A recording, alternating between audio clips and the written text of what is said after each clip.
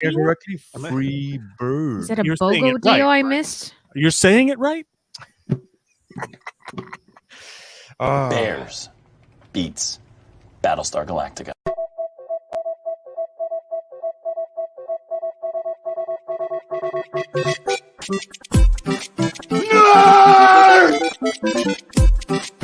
You really adopted the dark. I was born in it. Sounds like somebody's got a case of the Munders. Bazinga. Two in the box. Ready to go. We be fast. They be slow. Cool.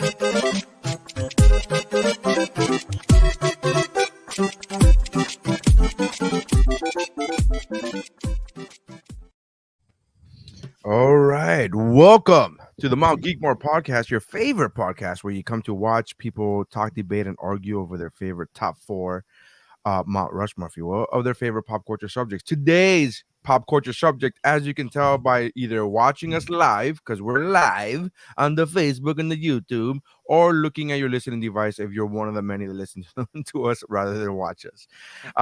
We are attractive people. I don't know why they don't watch us too. Like, we all hot. We are doing the Mt.Geekmore of cult movie classics, or cult movies, I guess, cult films. There's a bunch of different ways of saying it. I am Nary Signs. With me as usual is David. With a face made for podcasting. And Missy. Hi. And today we got Mike Mercadal. I'm Mercadizzle, if you will. I'm sorry. I don't want to stop you from getting your coins, dog. Get your coin, homie. Mercalicious death. Yeah, we're gonna be talking about cult movies. I'm working on some new nicknames. You know how it is. Yeah, I know how it is. Get your coin, homie. What's happening? So this is I don't know, and I don't like it. This is a topic that is dear to a lot of our hearts on the panel, even though the definition of a cult movie is very wiggly. It allows for a lot of wiggle room. I was going to say wigglicious, and I was like, that sounds weird. Well, good thing you didn't say that. Mike, can you read the description of a cult film, please? The definition. Hold on. I'm sorry. Hold on. Oh, can you read it as Bigfoot? Sight gags. Another reason you should be watching us. Hilarious video on the Facebook. Yeah, no, I pulled my contacts out, and I always forget that I'm gonna have to probably read shit. A cult film or podcast cult with me. You goddamn right. You're the one that's reading shit. Cult movie, also commonly referred to as a cult classic, is a film that has acquired a cult following. You can't use the thing in the definition of the thing. Cult films are known for their dedicated, passionate fan base, which forms an elaborate subculture, members of which engage in repeated viewings, dialogue quoting, and audience participation. Inclusive definitions allow for major studio productions, especially box office bombs, while exclusive definitions focus more on obscure, transgressive films shunned by the mainstream. The difficulty in defining the term and subjectivity of what qualifies as a cult film mirror classificatory disputes about art. The term cult film itself was first used in the 1970s to describe the culture that surrounded underground films and midnight movies, though cult was in common use in film analysis for decades prior to that. All right. So that means they don't even know. They don't know. Yeah, they don't even know. This is literally, the definition is literally giving us like two ways. Like there's two ways of seeing this. Like a cult movie is a movie that has a big following, that it could have been a studio film that bombed, or if you want to be a pretentious prick, it has to be a movie that was like independently made, black and white, in a different language. And I'm like, oh, okay. So we're just gonna cover all the bases. We should just if you have an open mind. So this is going to be hard to get the perfect mountain. No, no, I don't. There's think no there's way. Gonna be any repeats. I mean, there might be a couple of repeats. Who knows? No way. Because this is so subjective. We should probably go around and talk about how we built our mountain. That's the next step. So, I watched. I'm on the show. I know the show. All right, and I've done 155 other episodes of this. David, how did you come up with your mountain? So I kind of took more of the exclusive definition here. In discussing this, Neri brought up a really good point, which is the time plays a major factor in this, and that something that was once fairly obscure with time, and especially in the internet age that we're living in, is something that has approached mainstream, even if it isn't quite exactly mainstream. So you won't find any of the like the court, right? The royal court, like the king, what I consider the king of all cult classics, right? Rocky Horror Picture Show is not going to be on my list, because I think that it's such a part of the pop culture zeitgeist that, for my definition of a cult classic, even though this is definitely a cult film and it falls into that, I wanted to go with something that was more obscure, where unless you are like really into movies or really into that genre, you probably wouldn't know it. So real quick, just to let you know, that's a great description of how you came up. I just wanted to make sure you know the topic is not cult classics; it's cult films or cult movies. I specifically Hey, left he's the got word- his mountain. No, but I specifically left the word classic out because they're the classic. By definition, the word classic means older. So Right. Well, Yes, but the wanted to- definition that we read, they were interchangeable. I Right, didn't take right. the approach that it had to be an older movie. It was just something that is a not very, it's pretty obscure. We'll just leave it that way. Okay. The more obscure cult classics. Okay. Missy? I didn't do that. No. I did not do that. Get out of town. David is being super specific with his list. No. So I gave myself because the term cult movie cult classic is so broad. I did some research on the Google machines, and there was such a myriad of choices list people that I put together. Wikipedia has like A through Z list on there. I went through stuff that I still has a following to this day. It doesn't matter how long it's been. I don't care if it did well in the box office. I don't even care if you think it's a good movie. These are movies that, like, I know for a fact that if I mention it, like, somebody's gonna know what the fuck I'm talking about. And the only thing that I did veer away from was from stuff that, like, didn't feel very culty. Like, one of the lists had like Avatar on there, and I don't buy it. Like, if you have like a part of Disney park dedicated to you, like, I don't think that you're a cult. I mean, it also held the title for the highest grossing movie of all time for over a decade. But even So but Avengers cheated. to who? Avengers cheated. Oh, so those kind of big time, like, I stayed away from those. And as it turns out, that the circle of cult films that I picked and my favorite films, like the Venn diagram is a circle.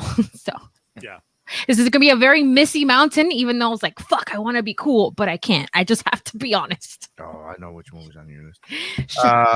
Mike, You don't know me. No, it's similar to what Missy said.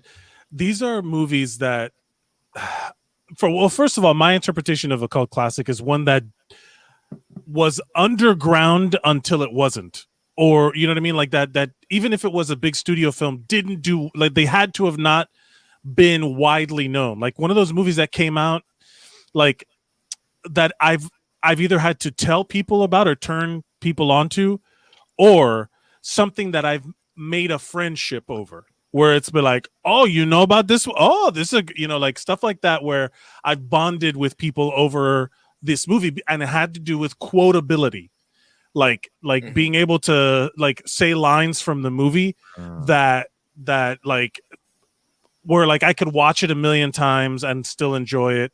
It had to be something that when I think, because cult involves a group of people when I think about it. So it had to have been like a movie that I share with at least one other person as like almost like an inside Like a joke. bonding agent. Yeah. Almost like an inside joke of, like, if you quote it and then if someone joins in, now they're part of the cult. You know what I mean? Like that kind of vibe. So Mike has Howard the Duck on his list. no, I mean, I'm gonna go on record. I fucking hate Howard. I do not like it. Uh, Howard the Duck. the worst. It sucks. I'm with you on this one. Look, Yeah. we're bonding over that movie already. But in the reverse, See in your list. stuff to like shit on it. The And that's- anti-mountain. We're It's in like the 90% of all people. the anti-mountain. God, that it was. There was like a duck molestation. It was a weird. That's a Yes, there were duck tits in it. yeah. That part I'm fine with. But the other thing was weird. I went with. So the way I decided to go with is there are movies that are considered cult movies that I like more than the ones that are on my list. But the ones that I went with are the ones, and this is just my easy way of being like, this is the easiest way for me to do this, is how many times do I see people in these costumes of these movies, like cosplaying, and go, Oh. I know where you're from. I get that. You know what I mean? Like, this is not it's not Yeah. Inside baseball. all right. So I like that. So when I see people dressing up as certain movies, and you go, oh, okay, yeah. And I did that for all of them except for my number one. And we'll talk about that when we get there. But my number one, there's still people cosplaying as it, but it's not because of the exclusivity of it. So it's pretty bonkers. So there are movies that are better than the ones on my list. I'm not. Yeah, this is not about how good the movie is Oh no. at all. Yeah. 'Cause That's I got another some real conversation. stinkers. I also have more honorable mentions on this mountain than I have ever. Like, it was a hard. I'm gonna be honest with you, it was a hard mountain. I have a ton of. Very difficult. Every time I was like, okay, I have enough. I'm like, oh, I forgot this. Son Yeah. of a... It was. This is a true mountain. Fuck. Oh, weird. I also That was tried to part of stay the away. reason. Go ahead, Sorry. Missy. No, you first. You started first. Did I? Yes. Okay. Well, that was part of the reason why I ended up taking off those more popular, like where is it really a cult anymore, or is it where like just the majority of people, like Princess Bride is one of those, and don't say anything if it's on your list, but Princess Bride is one of those movies that continually pops up on like the best cult classics list, and like you're hard pressed to find someone who either hasn't seen Princess Bride or at the very least doesn't know about Princess Bride. It would be inconceivable. Yes, it would. I Thank you love very that much, sir. movie. The first time I saw it was like in movie theaters a couple years ago when they ran it. It was so sweet. I Oh, love nice. it. Love That's it. great. Can That's you believe that movie cost $16 million to make? Yes. kind of. But for me, if I had like $1 billion, $16 million is. But I think for location, maybe don't you have to pay for location for using locations? Maybe that's where the budget went. Who knows? I went to pay for Andre the Giant's beer. You're making $16 million is a lot, and you think that that's where the money went. I'm trying to figure out why wasn't it more expensive to make 16? Like, there's a lot of things going on in that movie. I'll tell you what. It's a lot of makeup. There's a lot of things going on in that fucking movie. You know, Billy Crystal's in that movie, so it's not, and he was already Billy Crystal. It wasn't like, oh, a young Billy, an unknown Billy. No, fucking Billy Crystal. There was a murderer's row of people. That's in what that. I'm saying. So I'm like, well, how is it only 16 million? That feels like. Sorry. The only thing I don't like about Princess Bride is the soundtrack. It was too fakey sounding. It was like synthesizery. It was like all synths. Yeah. Fake horns and stuff. Like, that's one of those things. Like, one of those weirdo billionaire projects. If I ever like made $1 bajillion dollars, like, I would genuinely redo the soundtrack to the Princess Bride, just as like a hobby project. I seem to remember it being scored by someone big. Yeah, Mark Knopfler from Dire Straits. That's it. Yeah. So you know what it is that they probably didn't have the budget it to was just get like a full the orchestra. 80s, dude. It was the 80s. That's like that was what was in at that time, and then like synthesizers are in, and we're gonna fucking do synthesizers. I wonder if it would change. Never mind. That's not what this episode is about. What are we talking about? You know what makes me laugh? Mike is like, fucking dumbass billionaires. You have $1 billion. Why don't you fucking clean the water for Flint? Also, if I get $1 billion, I'll make the fucking contract. Hey man, one for them, one for me. I save one city. I score a film. I feed a bunch. I house a bunch of homeless people. They come up with a fucking space shuttle that looks like a dick. Also, if we could get this movie from the 80s and master the fucking. All right, let's get it going. Oh shit, I forgot about this already. Sorry, guys. I What are you doing? I forgot to put the sound cues in the thing we did. You know. Well, it wouldn't be very Geekmore if there wasn't something that went wrong. Yeah, I mean, I don't know if this is what you consider wrong, but it's definitely not right. There's right, and then there's this. Did you guys come across while he's doing that Tarantino a lot in your research? Yeah. No. I did, and two movies, yeah. Yeah, I can understand why, because there's definitely like the cult of Tarantino, but I can think that definitely he's understand the first one. To be honest, I don't know if anybody has it, but if you have Reservoir Dogs, I get that because Mhm. nobody knew about Reservoir Dogs when it came out. Like that was Right. a thing.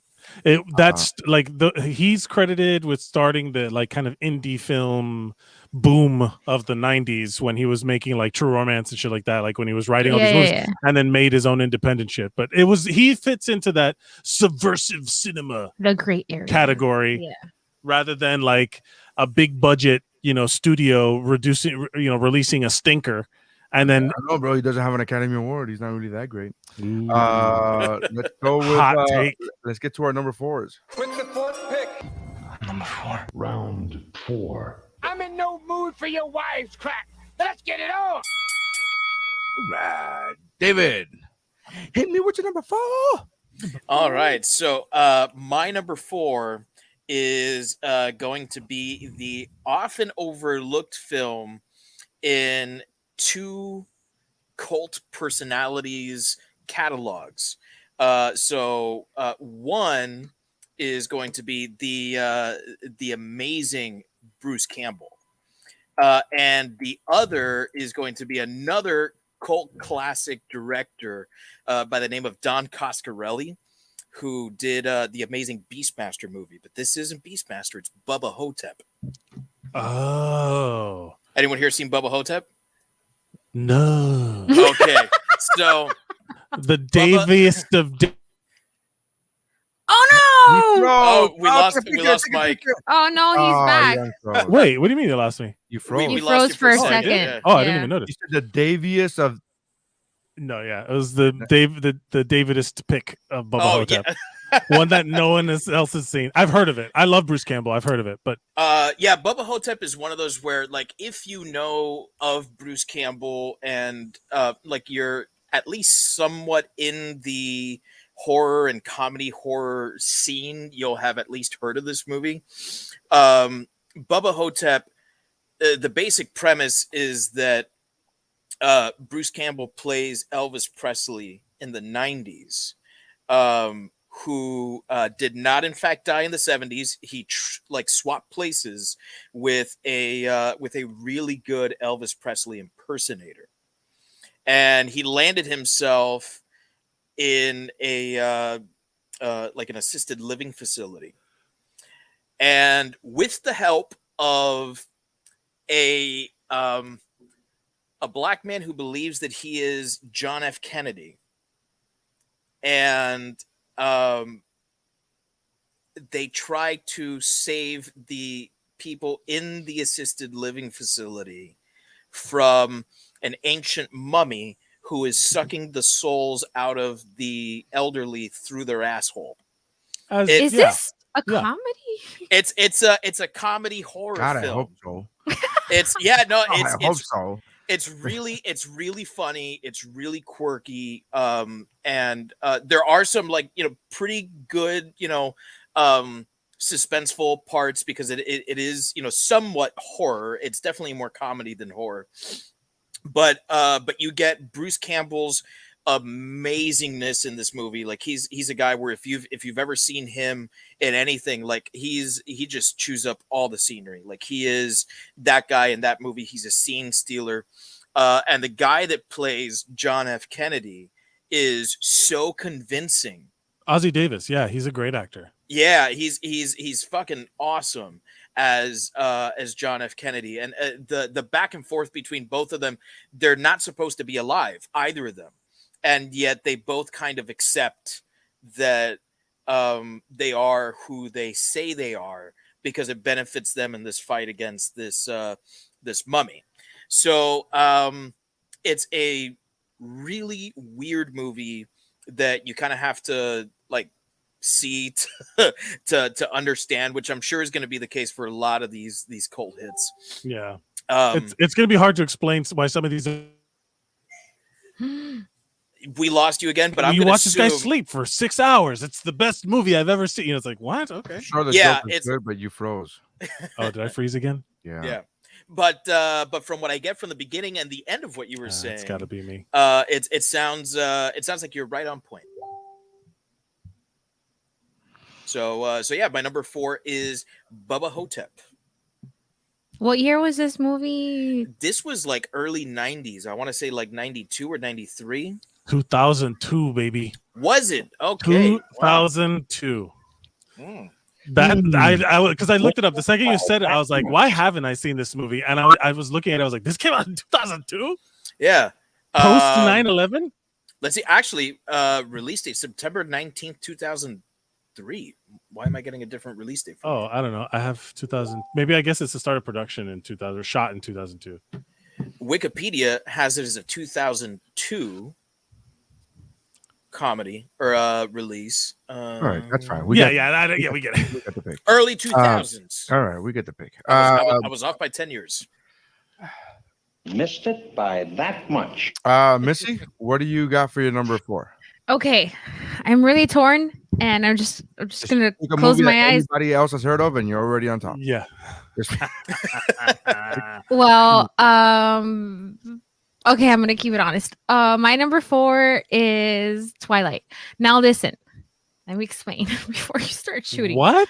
Yeah, listen, Twilight is going through a renaissance right now, and it's just Wait, no. Like, can I get? how is Twilight called? Go. I'm sorry. Go, Because nobody has ever mentioned this movie and gone, yeah, that's a great movie. Like, it's just, and you have to have been a fan of this movie when it was everybody went ape shit for it, like the whole franchise 10, 12 years ago. I don't know.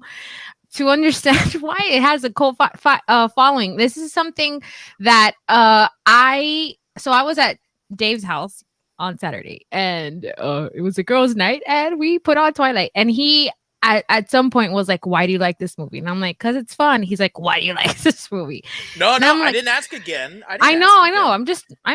It was sufficient. I was dramatizing. Horrible movie. Yes, it's an awful movie. I've never said that it's a good movie. But I think what I love, why I would put this as my number 4, because again, these are movies that are not just considered cult films, but also like that has a very concentrated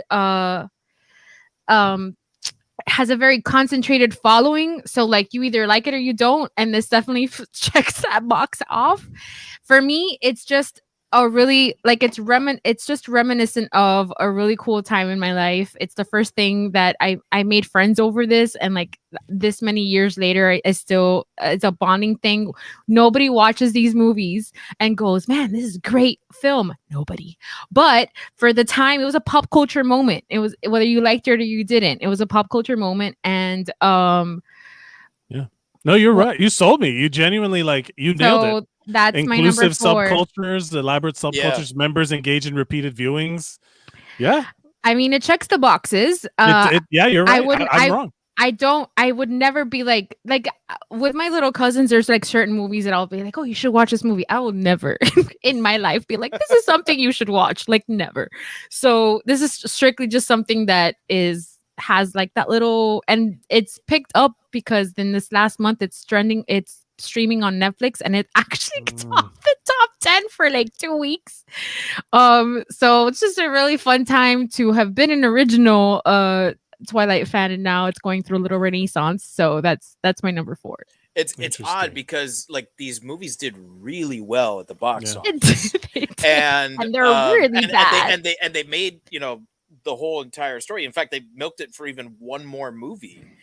But I think you're right in that, like, it's got such a rabid fan base. Like it reminds me of Harry Potter. Like Harry Potter, I mean, not Harry Potter. It's the antithesis of that one. Harry Potter is actually good. Yes. But in that there's such a rabid fan base for Harry Potter that it kind of like approaches that cult quality that some of these movies enjoy. And when it came out, remember, Dave used to go to the premiere with us. Remember when it was like Beetle fucking mania when we were waiting in line to get into the opening night? Like it was a pop culture moment for sure. And I wore Stephanie's Team Edward shirt to one of those. You did. Yeah. So that's my number 4. I mean, sold. Look, you turned me around. Yeah, you're right. It's a cult film, I guess. There's not like an encyclopedia. That's why it's like so subjective that I just threw in what I watched. My number 4, I went with Nacho Libre. Nacho Libre. That is a infinitely quotable movie that I've had entire friendships built around at work. Like when I used to work in the ER, built around just like doing the Encarnacio, like we just make noises at each other, and everybody's in, like who's is in that little group. And also like it is one of those movies that it's hard to explain why it's like so engaging. I'm not gonna say good, like engaging. Like you watch it, it's so silly, it's so odd. It's like the filmmaker who made it is also a weirdo, and like the goal is to kind of present this kind of like off axis, kind of view of life. This, it's just like a simple little story. This guy, this monk priest who's like obsessed with wrestling, and that's it. And go. And then it's Jack Black being his Jack Blackest, like it's just one of those movies that I've like perfect strangers at parties that I've been introduced to.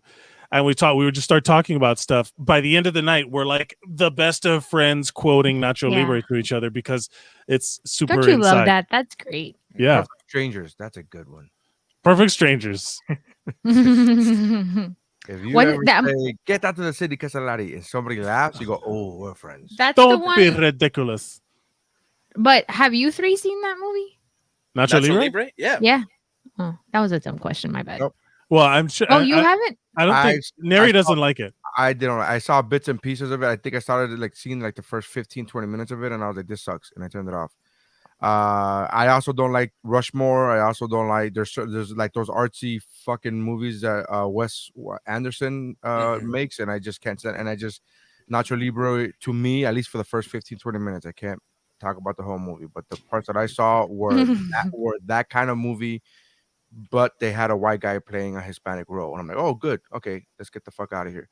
I just wasn't a fan, but it was only the first 15 minutes. I can't say. I'm sure I can't. You know what I mean? I can't. When I'm looking at the Wikipedia page and it says countries release United States and Mexico. I don't know that. And scene. Why wouldn't it? I don't get it. What's wrong with getting released in Mexico? It didn't go anywhere else. It didn't go. Anywhere else. I truthfully don't know that Jack Black has like international appeal. Brother, if you're doing a movie about wrestling, a lucha libre, like a Hispanic Mexican fucking, you could release that in Nicaragua, and you should be able to release that in Nicaragua and Costa Rica and be fine. Well, that's the element of cult that I think it fits into. Yeah, that the budget for that movie must have been because there's a difference between the budget to make a movie, then they got to sell it to distributors, and you know what I mean. They have to distribute the movie, so like the independent nature of this movie, it made it like so that you couldn't really get a wide release until like because that's the thing about cult movies in terms of my definition of it is that the movies that find their audience later. So like DVD sales is huge for like a cult status movie, especially movies that like bomb in the theaters but everybody knows them. Like they become these kind of cultural little pockets, and they find their audience through home video or DVD or streaming or whatever. That's this movie. I don't know that this one falls in that category because the budget was $35 million, so it had a fairly decent budget. It ended up making $99.3 million in the box office. Right. And it premiered at number 2 But a lot of that was Jack Black behind going cars. over and over and Yeah, over. no, 100%. That's funny. But that's one of the things that in the like definition is like a bomb that then reclaims itself later. You know, so like if movie makes its money back, that's considered like a success, bare minimum success. You know, so mentioned that it was released only in the U.S. and Mexico. So I just said that its total box office was 99.3 million. Right? It's domestic, so its U.S. box office was 80 million. So it made less than 20 in Mexico. People were like, this fucking gringo's playing one of us. They talk about it. Well, they always they addressed it as that he's not Mexican. He's Swedish and something else because his parents were missionaries, and that's why it was like okay for him to be this character because they were like talking about how they were missionaries, and then that's how they explained it away, and that's it. And that's all you need. It's just one errant comment, and everybody accepted it, and we all moved on. That's the definition. Okay, I don't. Natural leader. This round has been so painful for me. I can't wait for Neri's masterpiece of a pick to shit on. My number 4 is the least recognizable movie on my list. Yet it's still a cult movie. Actually, yeah, it's still a cult movie by any stretch of the imagination. And my number 4 is the third of a trilogy that's not really a trilogy. Oh God! Ninja 3: The Domination. I love this movie so much. That's definitely a cult classic. Ninja 3: The Domination, a movie that was one of the original. If you listen to the What's Up Bro podcast, which we have over 300 episodes of, and going and counting, it was one of the original when Mike and I first started that podcast 10 years ago. We had this segment called Old School Pick, where we would recommend obscure old school movies that maybe something the other hadn't heard about.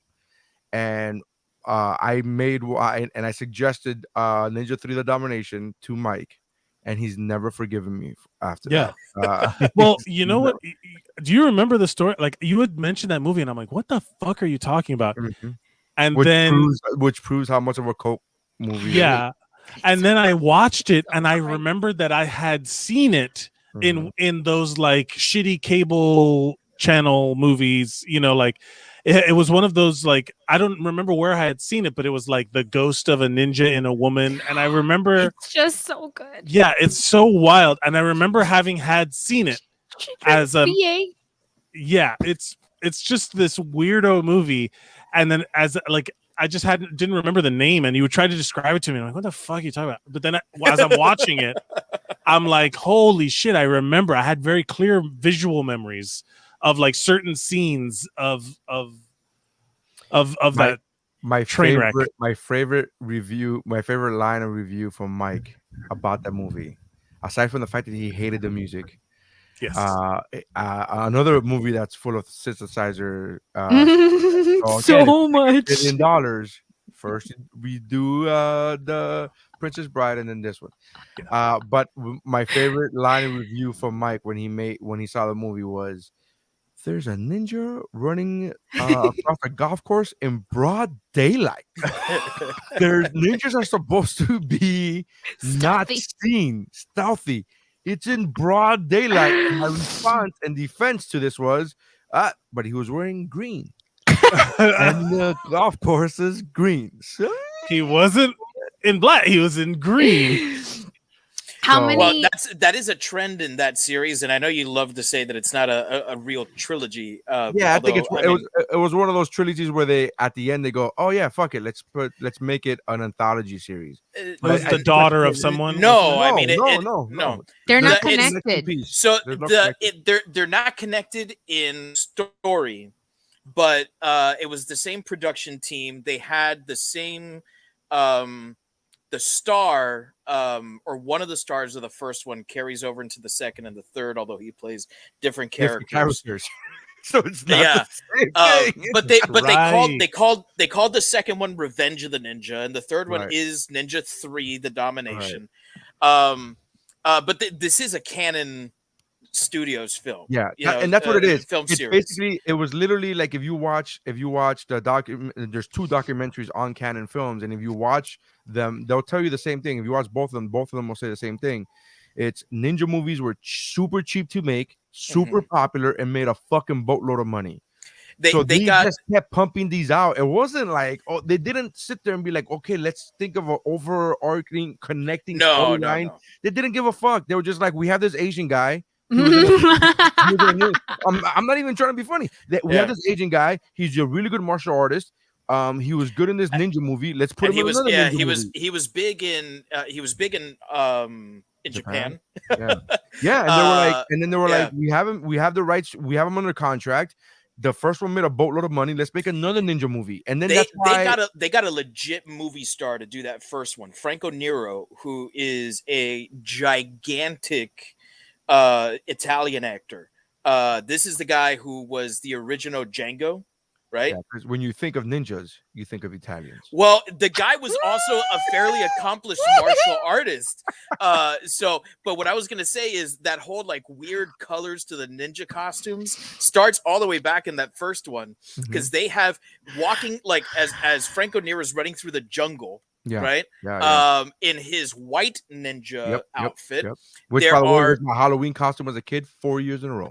White ninja costume. I'm gonna need to see pictures. Red ninjas, yes, ninjas. In a jungle. So that green ninja outfit would have worked really well in the jungle. Fuck that. Now we're gonna go red. Well, yeah, I mean, to be honest with you, if they were making a historically accurate ninja film, I can understand that. But they're making an action film where they want it easy for the audience to see exactly where the ninja is. It makes fucking perfect sense to me, to be honest with you. I know it doesn't make sense in the ninja world, but in the movie making world, they're fucking red and there's white. They're going out. Yeah, it makes sense. It seems like the lighting guy was. Shit! You know, I'm reading the trivia. I'm reading some of the trivia here on IMDb. This was the first film of a 5-picture deal with Lucinda Dickey, the lady in it, the star. Who she drinks the V8. She's the one that drinks the V8. They wanted to make her a star very badly. The other films in the deal included Breakin', Breakin' 2, Electric Boogaloo, Breakin' 3, which was planned but fell apart, King Solomon's Mines and its sequel, Alan Quatermain and the Lost City of Gold. The latter 3 films didn't happen for her because she felt both she and Canon Films totally were tired of each other at that point. Yeah, I bought the $40 special edition Blu-ray for this movie about 2 years ago, maybe. And there's interviews with her, and she says that she goes to cons, and this is what she gets recognized the most for. It's not even Breaking or Breaking 2, which were by any stretch much bigger, much bigger hits. Yeah. But she was like, this is what I get asked about this all the time. She says that she signs cans of V8 all the time. It's like I used to have a shirt. I used to have a shirt of her drinking the V8. This is Neri introduced me to this little gem. Sam Furstenberg came up with the idea for the V8 juice in the love scene. It's so great. Listen, that's the hero you owe your letters to. I love this movie unironically. I think this movie is fantastic. It's great. And if you're interested in ever watching it, episode 242 it's an episode me and Neri did where we watched it and just did live commentary as we did. Oh yeah. And it was my first time watching it, so it's my live reaction. And then I loved it so much and I couldn't shut up about it so much that for my birthday, Neri got me a Blu-ray of it, and it lives here. And I love it so much. It's a great movie. I wish they had it in digital format, and I wish they had it because I have the DVD of it. I have the VHS, the DVD, and the Blu-ray. That was gonna be my next question. Like, how many different ways have you bought it, Neri? And the Blu-ray, there is a distinct difference in the quality. Like there is it's not just like, oh, we threw it onto another format. It is a very, very big difference in quality. So just gonna point that out there. I hope they come up with a digital. Well, it was put out by Screen Factory, right? And they do only good stuff. Yeah, they don't fuck around. All right.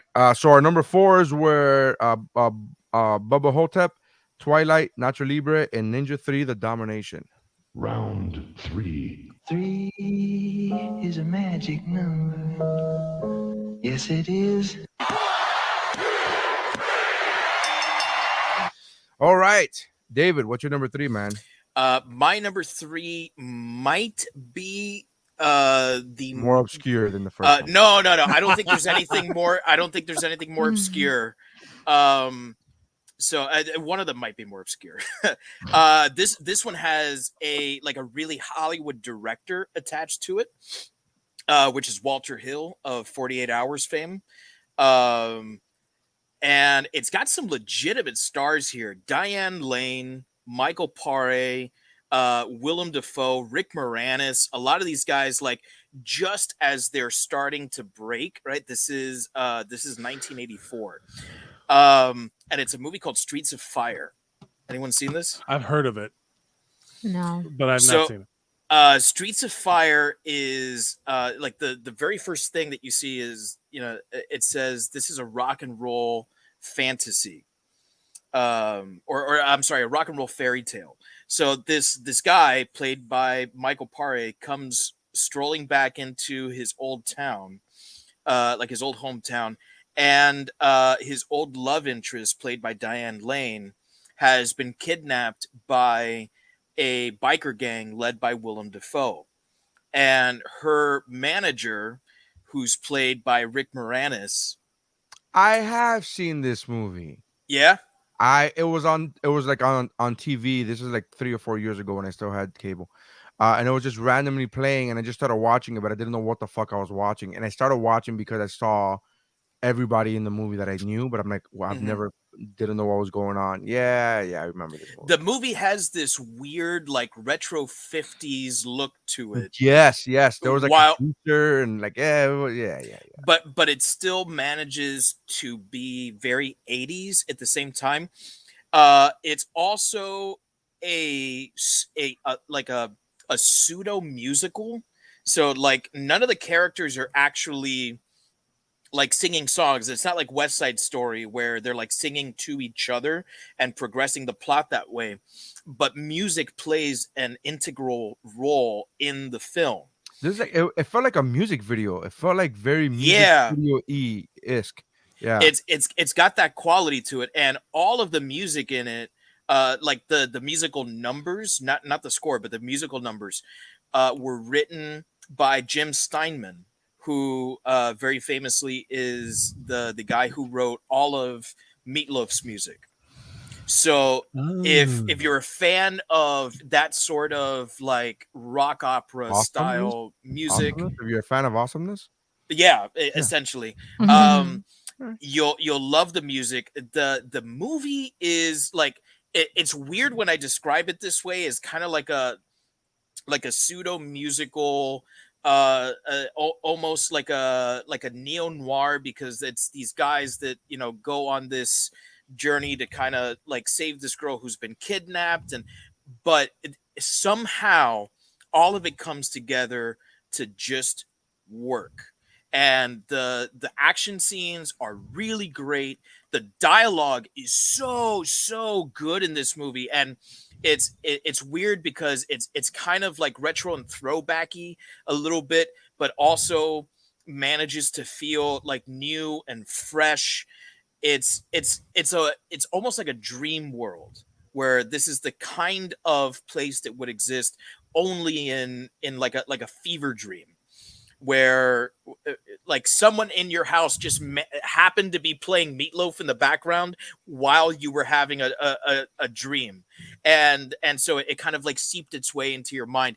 It's fucking out of this world. The performances by these people are amazing. Willem Dafoe is fucking outstanding as the villain in this movie. Rick Moranis plays a dick. The only time in his career he ever managed to play like a dick, and he does it really well. Can I read something from because as we were talking about these movies that I don't really know, I'm looking up the trivia in IMDb. Nobody knows them, like nobody knows them. Let me read this thing. Michael Paré, the main guy, he had problems with Rick Moranis. This is a quote from him. Rick Moranis drove me out of my mind. There's this whole wave of insult comedy. In the real world, if someone insults you a couple of times, you could smack them or punch them. You can't do that on a movie set. And these comedians walk around and they can say whatever they want. I'm just not that handy with that.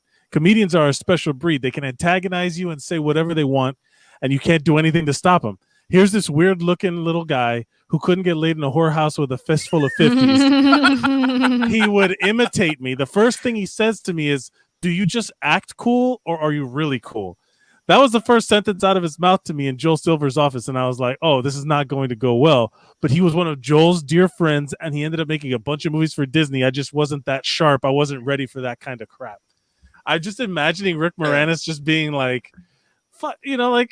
I would never in a million years. I have no idea. Rick Moranis as a quote insult comic. Not all. In a million fucking years. I mean, I'm not gonna be that guy and be like, well, I've never seen any clip of Rick Moranis' stand-up ever. I've never seen it. But I can't imagine him being a fucking. He always played such a nice guy. That's what makes me think that this guy's a sensitive asshole. His comedy is not so like they're characters. Yeah, like I've seen his Canadian SNL or whatever the thing was. SCTV. Yeah, insult comic. Like if you would have said Jim Belushi insult comic, I would have been like, I believe that. I can see that. Yeah. But all right. So that was you dropped another name that's really important in the action movie world, which is Joel Silver. Yeah. Like this guy like pretty much invented 80s action. And so like there's plenty of that in this movie. I wouldn't necessarily call it an action movie, but there are good action sequences. A lot of them are more like chases than anything else. But the movie is really it's cool. Like the movie bleeds cool, and it's got this amazing soundtrack. But does it bleed cool or does it like pretend to bleed cool? Does it act cool? Yeah, I felt the same way that you felt about the way you described it, whether it's an action movie or not, is the way I describe it if it's good or not. I'm like, I'm not gonna say it's good, but it has good things in it. Yeah, it's definitely not something. It's definitely not something for everyone. The movie is. I mean, and that's something that a cult movie I think has, right? Because it appeals to a specific group of people. So I think this is definitely one of those movies that you should give a watch to because there is so much going for it. So Streets of Fire, number 3. All right. Missy. Okay. So I'm keeping it honest. My number 3 is again a movie I have to bring up. Twilight New Moon. No. No. Yeah, it would be funny if it was like every movie. All the Twilights. Yeah, all the Twilight movies. No. So my number 3 is a movie called Now and Then. Oh, I know this actually movie. like this movie. Okay, I know cool. This movie, yeah. I'm gonna survive. Okay, so this movie it was released in 95. It has a pretty decent cast, and that's an understatement. Yeah, this movie's stacked. And it has Rosie O'Donnell in it too. I was just gonna say that, fucker. So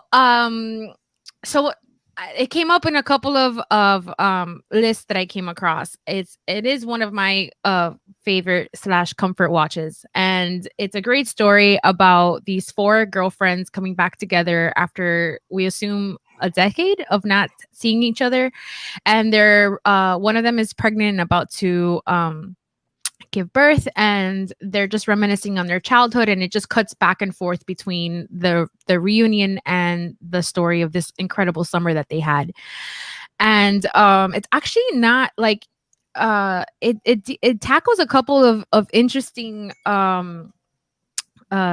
topics that as a 12-year-old was like a new thing for me to see in movies, because I guess this was like maybe the first serious movie I'd seen after Scarface. I don't know.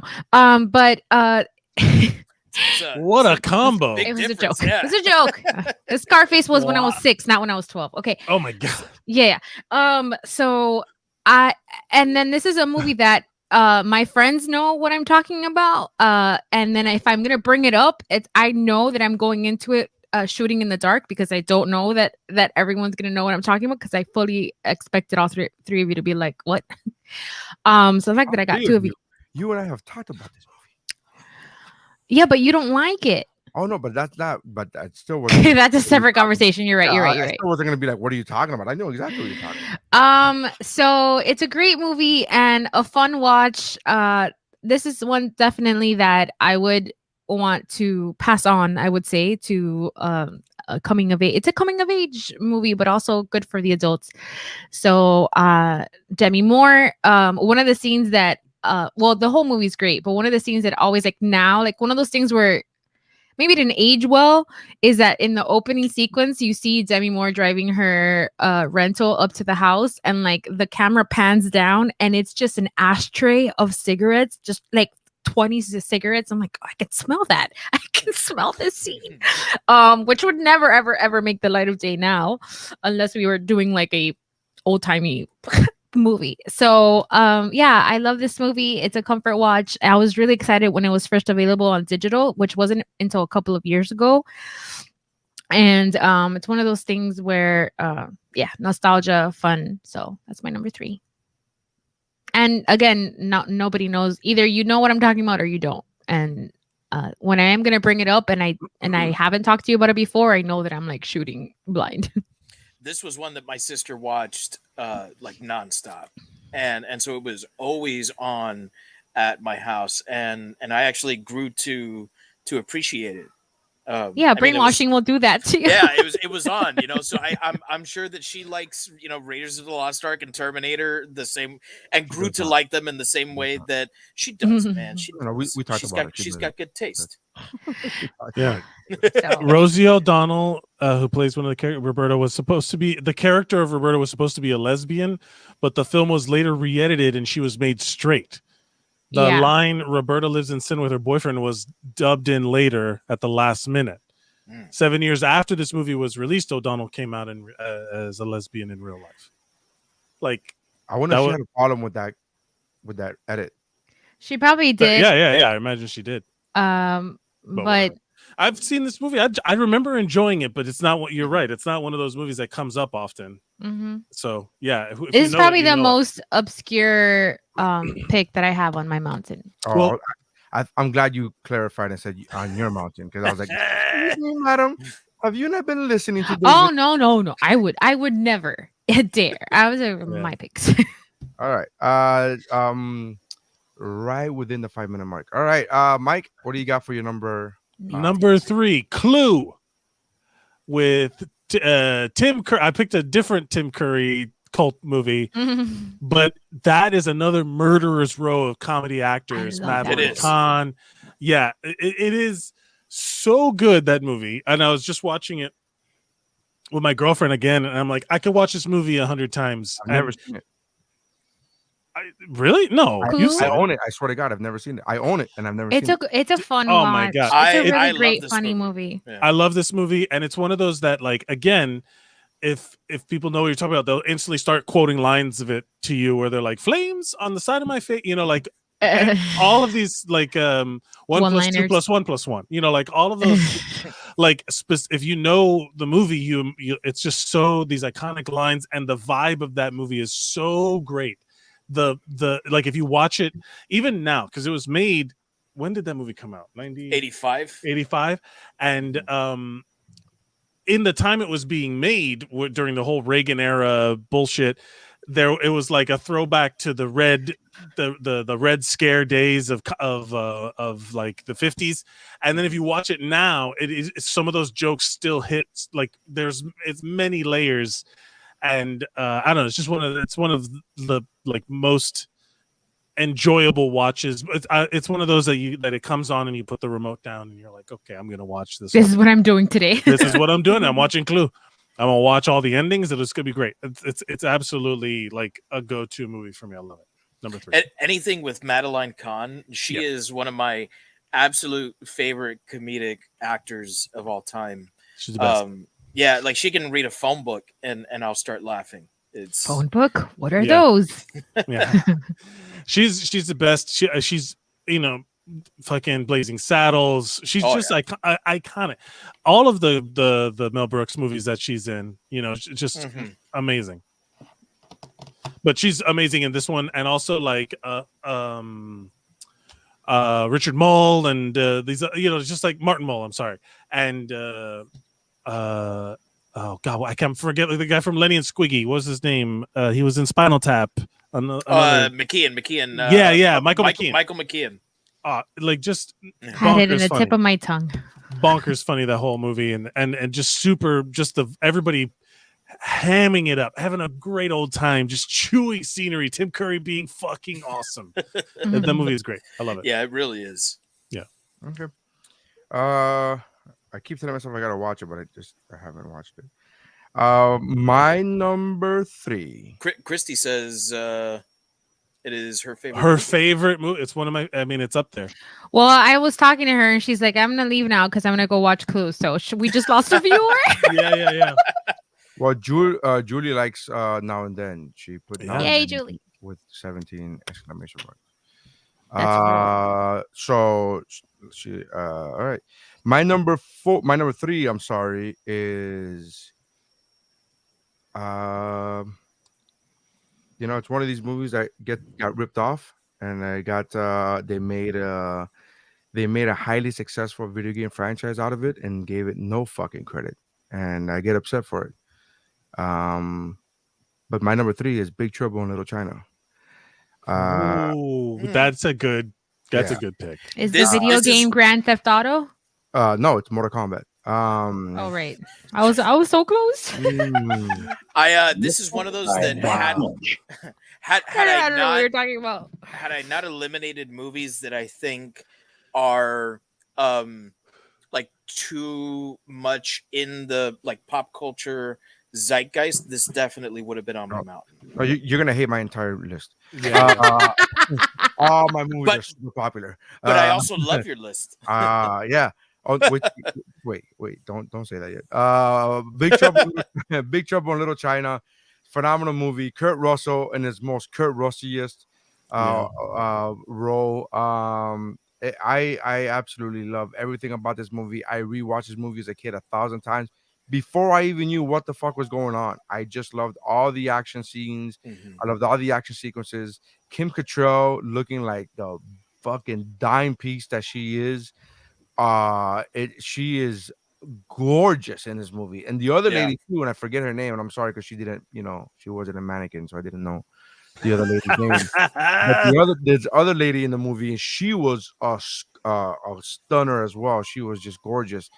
Well acted. It's a stupid sci-fi science fiction fantasy action movie, and so you would expect to be able to say, it's okay, or it's bad acting, but it's okay because of all these other things. No, the acting is actually very well done in this movie. Raiden shows up. 3 Raidens actually. 3 they do. Raidens show up. Susie Pie was the name of the other actress. Yeah. Shang Tsung shows up. It's a whole thing. It's great. It really, you're right. Like when you think about all of the lightning and ice and it was like straight Johnny up Cage. This guy's basically Johnny Cage. He is Johnny Cage. Dude, it's a whole thing. They just if the makers of Mortal Kombat were ever to say like, I never saw that movie until after we made the video game, I'd fucking call them liars to their face. I'm like, shit. I like it. Good pick. It's Big Trouble in Little China is my pick. So there you go. When did that movie come out? I think it says here a long time ago. A long time. 1986. In the 1900s. 1986. 86. Wow. Okay. Yeah. Pretty cool. All right. This guy, Carpenter, John Carpenter is basically one of those guys where every single movie that he puts out is a cult classic. Kind of. Yes. I thought you were gonna say good, and I was like, but you did say most classic. of them are. Actually, I showed you They Live, and you did not like They Live when you first saw it. That is not true. I have it on tape. It's one of the podcast episodes. We can go back to that. And Mary got receipts. Yeah, Mary got I would love to go back and hear it. Yeah. Okay. Challenge accepted. So Big Trouble. So the number 3s were Streets of Fire, Now and Then, Clue, and Big Trouble and Little China. That sounds like a TBS TNT afternoon. You know what? I'm down with it. Oh my God. Right? I'll get there right when I start putting on Now and Then. And then Andrew says, David. That's all he said. That's his name. Yes, you're right. Yes, Hi, that is hi, correct. Andy. Good to see you, brother. All right. Round two. So Round those two. are our number 3s. Threes. Three. All right, and then Actually, according to John Tobias, who was one of the designers on Mortal Kombat, it was an inspiration. Yeah. So they came right out and A said it. straight rip-off, you mean? inspiration, rip-off, theft, whatever. I feel like that However was you a wanna move to phrase it. avoid a lawsuit. Yeah. Probably, Yeah. yeah.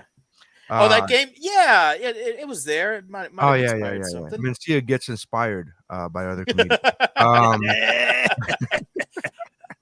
Because that motherfucker's rated. let's get to our number 2s. Round 2. Dose, the sequel to Uno. All right, David, hit me with your number 2. Hit me with your deuce, bro. My number 2 is actually an animated one. Ooh. And it is Moana. by the king of sort of subversive animated movies, Ralph Bakshi, who did a string of animated movies between the 70s and the 90s. It's a movie called Fire and Ice. I thought you were gonna say heavy metal. I already had typed in heavy metal. I'm like, Oh, see, heavy metal is one of those that I considered, but thought it was too big to put on my list. So Fire Big. and Ice, okay. yeah. All right. That's I fine. mean, the movie was everywhere when it came out. Yeah, no, heavy metal. I it's- thought you were gonna say like Wizards or something Okay, like so that. Wizards. I was between Wizards and Fire and Ice, and it was really difficult for me to choose between these two. I wanted to put both of them, but I couldn't have a list that was 50% Ralph Bakshi. Yeah. Because at that point I'm dumping out a really great pick to talk about Bakshi more. So I don't think enough people know about Ralph Bakshi, and certainly enough people don't talk about Ralph Bakshi. My favorite, even though Wizards is kind of like the go-to for Ralph Bakshi, Fire and Ice for me is the one that kind of hits closest to home, because it was a co-production between Bakshi and Frank Frazetta, who in the 70s and 80s made a real big name for himself, illustrating science fiction and fantasy, pulp magazine covers, posters, book covers. This is the guy who, like, when you think of images of Conan the Barbarian, or you think of Tarzan, or you think of John Carter of Mars, what you're thinking of is the stuff that he created. And then whenever you think about Trapper Keepers that little boys had, whenever you think about folders that little boy had, those images, like He-Man and the Masters of the Universe, like all that stuff, those guys were very much inspired by Frank Frazetta. So and Frank Frazetta's specifically his Conan the Barbarian artwork. So this movie has that Conan the Barbarian feel. It was written by the guys who were writing the Conan the Barbarian comic for Marvel Comics at that time. So it has even that sort of like sweeping Conan epic feel to it. Is this in the family share? It is. It's in my it's in my account. Okay. This is one that why would you even have to ask that? I want to see it. I love these. I love Ralph Bakshi. So this is one that wasn't available either on Blu-ray or digital for a long time. When I first started doing digital, it was there, but it was rather expensive, and I was like, "Oh, I'll get it when it comes down in price." Then they took it off of iTunes entirely, and then they brought it back for like very short amount of time. And I was like, I'm buying it right now. I don't care if it's full price. I'm not waiting for this thing to come down. because I bought the Blu-ray, but I mean, let's face it, in these days, I'm much too lazy to pop in a Blu-ray. You know, That's just turn not on. fair. That's not fair. It's not just these days. A solid pick, man. That's a good pick. Yeah, the movie is if you're into fantasy, you'll like it. If you're into animation, you'll like it. They used which was very popular in Ralph Bakshi's movies. They used something called rotoscoping, which is where they would film actors performing all the actions and then they would animate over it. So it has this very fluid and realistic look. It would take years before you get to something that would look even close to that good in real life, like something like The Lord of the Rings, because of just the way that, you know, special effects, it would take time for that to catch up. So this is a movie that I rewatch often, along with Wizards, but yeah, Fire and Ice. Love this movie. Good pick. Thank you. It's also a great roller coaster and Island of Adventure. It used to be. Fire and Ice. It used to be. It's not there anymore. You know what? Let the joke go, bro. Let it breathe before you kill it. I haven't been to Islands of Adventure in a long time. All right. Missy, what is your number 2? Okay. So my number 2 is a very Missy pick, and it's Reality Bites. There it is. I thought it was your number 1. Yeah. Well, plot twist. This movie, I know that I don't shut up about it, which is probably why nobody's ever going to be interested in watching it if I recommend it. But I think Bulletin. Missy doesn't shut Mary's up. already like telling you. We've heard it. This is like I've talked about it before and wrap it. For those that are listening or watching for the first time, I'm a big fan. This is, I think, one of like a handful of movies that Ben Stiller directed. It premiered in Sundance January of '94, and then it went everywhere else in February. The budget was $11.5 million, and it made a whopping $33.4 million in the box office. So it broke even and some change, but not a blockbuster. Not what you would call a runaway hit. I was wondering why they didn't come up with the Reality Bites too.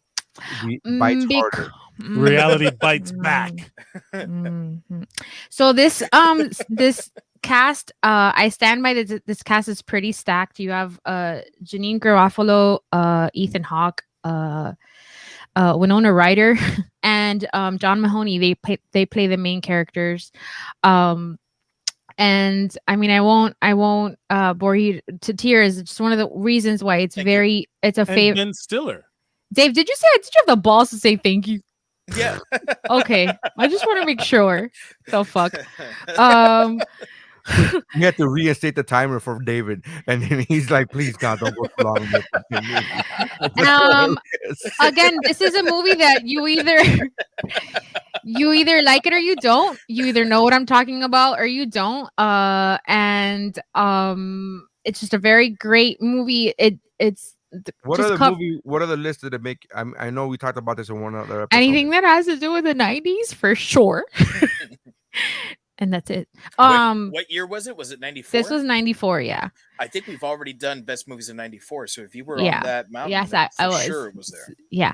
And I mean, it's a very like all the 90s movie like stuff, like plaid, grunge, gross, like whatever. Like this movie has all of that shit. And just one of the reasons why I love it so much is because it just deals with that little middle part when you're done, when you're like you're idealistic and then you get to the real world and then that just comes crashing down fast. Very relatable and always a comfort watch. So that's my number 2. Okay. That's solid. All right. Mike, what's your number 2? Mallrats. I had to pick a Kevin Smith something because that is a very, very cult indie feel. Mallrats was I was gonna go with Clerks, but I think Mallrats fits better because it was supposed to be much bigger than it was. Like it was deja vu for me. No, probably for Andrew because he was listening to the other time I talked about Reality Bites. No. No, Mallrats was supposed to be this is like gigantic follow up to Clerks, where Miramax was going to give him a bunch of money. Fucking Stan Lee is in it. It was supposed to be this big movie, and then he got studio noted to death, and it changed the whole format of the movie. But it just has so many like the Snoochie Boochies. It's when like Jay and Silent Bob turn into these cartoon characters. It was like Clerks was this little independent thing, and then Mallrats was like the one that was supposed to break big, and then it just didn't. And I remember like I love the audio commentary because I bought the DVD, of course, and I have the audio commentary track. And Ben Affleck's there. They're just shitting on the movie the whole time. And they're like, it is one of the most, it's so funny to me because there's also like DVD was new where you could have multiple angles shown at the same time. Right. It was like, and Kevin Smith was trying to, he was just doing too much and he was just trying too hard. And then so the commentary, they're filming the commentary. Yeah. So you could just see. Sorry. No, it's fine. You could just see them in there. And they were talking about how like it was supposed to come out. And they were like, oh, yeah, it's like, what are the numbers looking at? And they're like 150,000. And they're like, which theater? And they're like, nah, man. Just total. All of them. That's it. And then which he's theater? Yeah. Womp womp. And it was one of those like huge defeats. And then he makes Chasing Amy. You know what I mean? And it is genuinely like, I love watching it. Jason Lee, playing Brody is so fucking funny. Claire Forlani is funny, beautiful. It's also got the running gag of Jay and Silent Bob trying to destroy this TV set for it's like funny, cartoony. It's all based in this mall. It's great. Question is the character of Brody supposed to be likable? Like, this is an honest question. I'm not trying to. No, not I don't really. think so. He's like the No. anti-hero. He's like the one that he's like the anti-hero. Like he's not a good guy, but he's also not a bad guy. That's why I didn't ask if he was supposed to be the good guy. I'm asking, is he supposed to be likable? Because like the Punisher is not a good guy. No, you're right. I think he's supposed to be relatable, but not Yes, necessarily likable. I don't think He's like those 90s jerk off cynical assholes that like had their moment in the, that time, and they still, like I feel like they're less tolerated now. They're almost kind of like mocked more, but in that time you could still be like one of these, like it was very performative shittiness, like where he makes his girlfriend sneak out so his mom doesn't. He's like one of these delayed adolescent guys that he just lives a teenage life into his. What do we call what's the word that we use now? That's in his man child. No, the other thing. Other thing that we like. He's one of those guys that hates on guys, the other guys that get laid type of shit. An incel. An incel. I No, love but he's that got word. a girlfriend. He has a girlfriend. Shannon Doherty is his girlfriend in that movie. Yeah, I've seen the movie. Yeah. And she's only like, recently, by the way, only recently. That's a great movie. It's one of my. The running through line is this, like movies that I love and have built my own personal community around. You know what I mean? Like there's people that I talk to about these movies. There's I go back to these movies often, and I will rewatch them and talk and bring them up and enjoy them with people and quoting the, like there's a quote in the comments right now. Like there's so many quotable Kevin Smith, Snoochie Boochies, smoking the fatty boo batty blunts. He's like Ben Affleck plays a bad guy. Yeah. Where he is, they never say that he fucks girls. He's like into anal. But they always say, like, I use that to have sex with them in an uncomfortable place. And then they're like the back of a Volkswagen. Like, that's the running bit. There's just so much great. There's so much good in that movie. I love it. I've always liked this because, on top of all the other great things, it's also, I think, the one that doesn't get enough credit for really growing the View Askew universe. Yeah.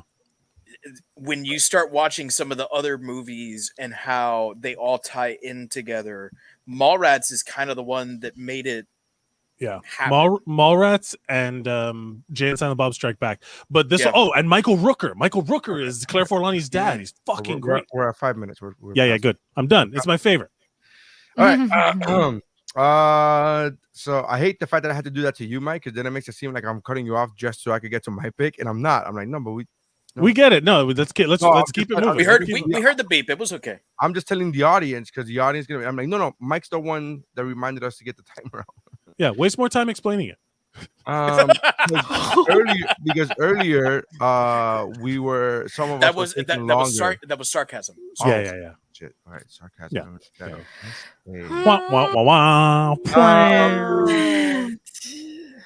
My number two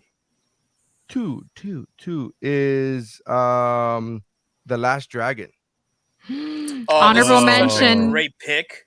Honorable mention. Interesting. You know, I didn't even consider this one. This movie's so great. How could you? We're busy with show enough. You were busy with fucking Botep, whatever. The Last Dragon. This is one of the movies that when I was googling this topic, this is one of the movies that I already had my list, and then Last Dragon came up, and I was like, "Oh, son of a bitch!" Damn it! I immediately had to remove. I literally did that twice. One of them was with Big Trouble in Little China, and I'm like, "All right, 5. I got 5 picks. That's fine. I'll get one. I'll get rid of one." And then I don't know why I kept scrolling, and then I saw Last Dragon. I'm like, "You son of a bitch!" So, Last Dragon is this is a movie that a lot of people have not seen. Missy hadn't seen it, which is not saying much because she didn't see a lot of movies growing up. But I introduced her to this movie. Sorry for having basic cable. It's a weird humble brag that I have. I very much enjoy introducing people to movies that they end up enjoying. Like that's like a thing that I get. I'm like, yeah, I'm glad you liked it, right? Like I've done that a few times with a few other people. And Missy came to my house to record. She did not want to come because we were supposed to record a commentary on this movie. It was supposed to be her first time watching it, just like we did for Ninja 3 The Domination, except she was not in the mood that day, and I forced her to come over. I go, no, you said you were going to come over. I showed her the movie. She didn't like it. She was just in a pissed off mood. That never happens though, so it was a rare occasion. And then I somehow got her to come back the very next day and got nothing going on, bro. And rewatch the movie. And she's like, oh no, it's actually good. Like she was hating on the movie, talking shit about the movie the first time. Oh, that's what it was. The recording that we did came out fucked up. So I go, fuck, we got to do it again. Or that's at least what I told her. And then she came. Yeah, that's what I was saying. I'm like, I feel like that's bullshit. Just confess to what actually happened. You liar. So she rewatched it. She was in a good mood that day, and probably napped before. And she or ate or both. But that's what it was, and so she enjoyed it. So I enjoy watching. This is one of the movies where I've watched a billion times growing up as a kid. I love this movie unironically. I have a few Sure Enough t-shirts. I legit love everything about this movie. I got excited whenever I watch a show, like for example, they had in Blackish during one of the later seasons, one of the characters for Halloween dressed up as Shonuff, and he was dressed up as Shonuff on screen for all of 25 seconds. And I was fucking fanboying out the entire 20. I'm like, that's the Busta Rhymes video. The Busta Rhymes Dangerous video, he did that. Yeah, I had the same exact reaction watching that episode of Blackish for those 25 seconds that I had every single time as a kid whenever any TV show showed a Game Boy or a Nintendo on it. I'm like, I got one of those. I love this fucking movie. The Golden Goat. Listen to the rhythm of the night. Right there. This movie's so great, and I'm forever kiss my Converse. I'm forever grateful that Neri brought this movie into my life because it was I didn't like it as much. Mess that movie was. I didn't like it as much as Ninja 3 Domination. I don't think I'll ever like anything as much as that movie if we're talking about these kinds of movies, but it was good. It held its own. Respect. This is one that my go ahead, Neri. I'm sorry. I was just gonna say I disagree with Mike. I don't think this is a disaster at all. I think this movie. Yeah, I said a mess. I said it's a beautiful mess. It is absolutely a mess. I don't think so. I think so. I Why think, is I think it- it's I think it's cheesy. I think it's very 80s and very cheesy. You But- have so 80s and cheesy, like the most recent Yeah. exposure I have to it is if you go listen to the "How Did This Get Made" of this movie, Uh-huh. and it is like it's one of those where they reveal a little bit about the behind the scenes stuff, and it's like one of those movies where it's like one of those things where I'm like, oh my god, I can't believe, like, go listen to that other podcast. I'll I don't want to listen to that. I don't want to listen to anything that disparages this movie. Yeah, fuck podcast and fuck anything that talks shit about this movie. I don't give a fuck. When I first became friends with Neri, we kind of bonded over this movie. I had never met another person who actually, like, first of all, knew about this movie, and second of all, loved this movie. My dad had put this on for me when I was a kid, and we used to rent it at Blockbuster all the time. Blockbuster. And so that was one of the first things that Neri and I bonded over was this movie. Interestingly enough, the just maybe like a month after my son was born, my wife and I went to SuperCon, Florida SuperCon, and I met Timac, the guy that plays Bruce Leroy, and he was so fucking cool. He was really. Did he have really the music nice. on in his booth? Did he have the No, Jeff tells that story of him meeting him at a con, and he had a little boombox with that song just playing over and over and over again. He did not know. No, he was just chilling. There was actually no one at his booth. I walked up and we talked for a couple of minutes. He was very nice. Yeah, I love that movie. All right. So I don't want to take up more time. So our number twos, Jeff says that he that's exactly what he did when he met him. He had the music playing. That's what, and when I after that movie is the one that introduced me, is that one that taught me. Showing that movie to Missy is the one that let me know that the barge was a male. I had no idea. For all the years that I sang that song, I thought that was a female singer, and I did not know. And then I saw him. I go, oh, okay. Not a joke, just FYI. I had no idea. Same thing with Rick Rowe. Never gonna give you up, guy. I thought never knew he was a white guy. Rick Astley. Yeah. Never knew that he was a white guy until I saw the video. I'm like, oh, okay. Yeah. All right. So number you two and the rest of the world. Yeah. Number 2 is Fire and Ice, Reality Bites, Mallrats, and The Last Dragon. Let's go with the honorable mentions. Honorable. That is less production. Honorable mention. That's new. Well, Jeff actually submitted a list. Yes, he did. Since he was He gonna be here did. tonight. So all three of us? What the fuck, Jeffrey? You wanted to make sure that we all fucking got it. So this is gonna But get who? shot, yeah. But who was your backup, and who was your number one choice, Jeffrey? Jeff said that number 4 was Idiocracy. Number 3 was Monty Python and the Holy Grail. Number 2 was Clue. Honorable mentions were Empire Records, Evil Dead, Office Space, and Mallrats. And number 1 is Boondock Saints. Really solid list. A lot of those were ones I considered, and when I kind of ruled out the bigger ones, I didn't didn't pick those. And then DeBona sent a list as well. I didn't see his list. I didn't get his. I can't seem to. He did not. He didn't. I couldn't find it. I was actually messaging him because I was like, because he said I'll send my list so you guys could talk about it, but I don't see that he ever sent it. What are your you know honorable what? mentions? That's what it is. That's exactly what it is. So my honorable mentions are UHF, which is a very underappreciated comedy with Weird Al Yankovic. Sleepaway Camp, which is a very obscure slasher from the 80s with a great twist ending. Turbo Kid, which is I think one of the, if not the newest movie that I considered. It enjoyed a pretty long and successful streaming run on Netflix, so I kind of ruled that one out. And If Looks Could Kill, the Richard Grieco classic. Waiting for that movie to come out on digital.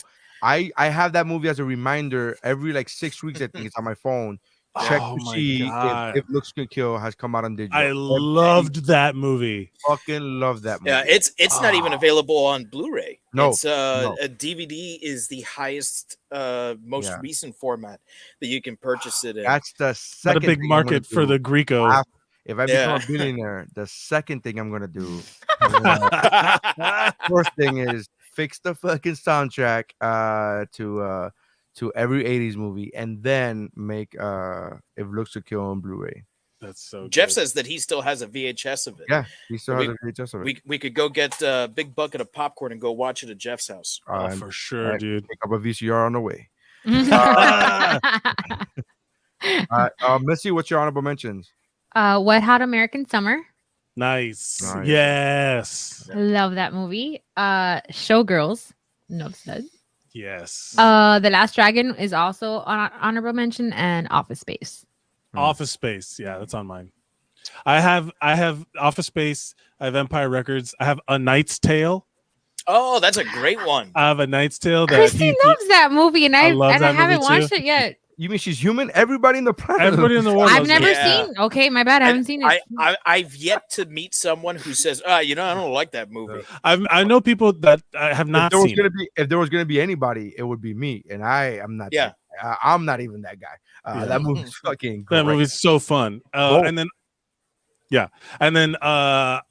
the Cornetto trilogy, the Edgar Wright, Shaun of the Dead, Hot Fuzz, and the World's End, or whatever it's called. The World's End. Yeah. Yeah. Well, those are my honorable mentions. I also The had great Office Space, and I had Half Baked. Half Baked. Which Yeah. that was gonna be my list until I scrolled down and saw Big Trouble in the Last Dragon. And I'm like, well, I guess I gotta move that down. Then my other honorable mentions include Bloodsport. The fact that I don't have a Van Damme movie in this mountain is I am shook. yeah. American Ninja, which by the Ooh, way, yeah. not on digital. Nice. Don't understand why. American Ninja American 3, Ninja. 4, and 6 are on iTunes, but not American Ninjas 1, 2, or 5. I don't fucking. That's got to be a understand. rights thing. That's got to be a It's rights so thing. ridiculous to me. Yeah, that's odd. And then the other one is Final Girls, which is my all-time favorite horror movie. I and considered this, and I didn't know Yeah. if it counted as a. I've never as a heard of cult it. Film. the fact that he's never heard of it shows you that it is. Yeah, that's That's a great, Final great Girl. movie. Final Girls, my favorite horror movie of all time, came out like 2 or 3 years ago. It's fucking fantastic. We I mean, it's we did a 6 shiver years on ago, it, but right? who's- Am I who's correct? counting? We did Yeah, a shiver? I don't know. No, I don't think we ever did. Did we not? No, I don't. Think Now you so. got one for Shiver. Yeah. We did. Yeah, we talked about this movie somehow. I don't know. We did, and then some podcasts. There's so many podcasts. There's so many podcasts. Yeah, Jeff says we did. Yes, we did. We didn't. Okay. If only anybody had a supercomputer to check, it would have been great. But so Let's there do you it. go. Those are my honorable mentions. Let's get to our number ones. Round one. This is your last chance. After this, there is no turning back. Do it. Do it. Come on. Come on. All right, David, hit me with your number one, bro. My number one. Give me one so, movie I've seen. Give me one. Just give me one, man. This is. I don't know if you've ever seen it, but I know that you've probably heard of it. It was a vehicle that started out for Will Ferrell and ended up being for Andy Samberg, and it's one called Hot Rod. Hot Rod. I I've not seen absolutely love this movie. Love this movie. This was one that a group of friends and I went to go see. And it was actually, I'm sorry, it was just one person from this group of friends. We went to go see the movie. He and I laughed the whole time. When the movie first came out on DVD, we went out and bought it. And we used to play D&D like every weekend. And it was one of those things where almost every weekend we'd be like, all right, we just finished a campaign. Do we start another or do we watch Hot Rod? And so we just more than likely sit down and watch Hot Rod over and over and over again. It's one of these movies that it kind of has that Nacho Libre type quality to it, where it's like weird and dreamy and ethereal, and yet somehow also kind of reminds you of a like a nostalgic past that doesn't really exist, you know. At least that's kind of the way I think of it. Because the movie takes place in contemporary time. I think it came out in like 2006 or 7, and yet somehow manages to feel like it's an 80s movie. I think a lot of that has to do with the soundtrack. It's almost entirely Europe songs from the Final Countdown album, except the Final Countdown doesn't appear in the movie, which I'm pretty sure is intentional, that they did not put in the one big Europe song. But it was directed by Akiva Schaffer, and the whole Lonely Island team put this thing together. It wasn't written by the Lonely Island, because it was written for Will Ferrell, but they kind of took this and played to their strengths. Jorma Taccone plays Andy Samberg's younger brother, and he is just absolutely amazing. What's this guy from Deadwood? Ian McShane plays his stepfather. His stepfather and Andy Samberg have this like very unhealthy relationship. He's always trying to beat his stepdad at karate, and he never has. Weird thing. And and his stepfather gets cancer, and he realizes that even if he were to beat his stepfather now, he wouldn't be beating him at his best, so it's meaningless. And he's obsessed with Evel Knievel, and these stunt bikers, stuntmen of the 70s. So he decides to put on a stunt show to raise enough money to save his stepfather from the cancer, so they can do the treatment, only so that he can kick his ass in karate once he gets better.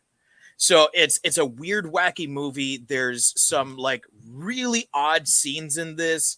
It is one of those movies that once you watch it, you're either going to love it or hate it. And if you love it, you're going to end up watching it over and over again. You're going to find it like endlessly quotable. And I love it. Hot Rod, number one. All right, Hot Rod.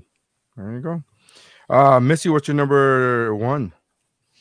So I promised I promised a very Missy mountain, so I'm gonna stick to it. And my number Pretty 1 Woman. is Pretty Woman. No. Practical Magic. Practical Magic is my number 1. Practical Magic. I love this movie. Good pick. Let me tell you something about this movie. Practical Magic.